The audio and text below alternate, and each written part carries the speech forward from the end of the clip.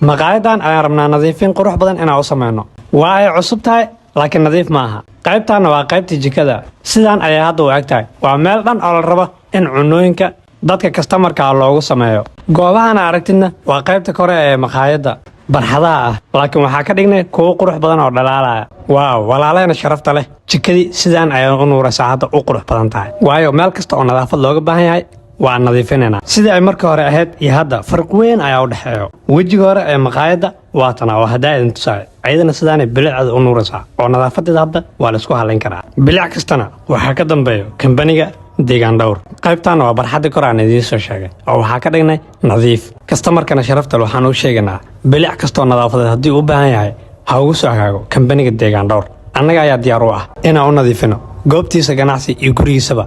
annagaa diyaar u ah inaan u nadiifino. nagala soo xiriir lambarada profailka saaran si degdeg ayaan kugu imaaninaa. mahadsanid.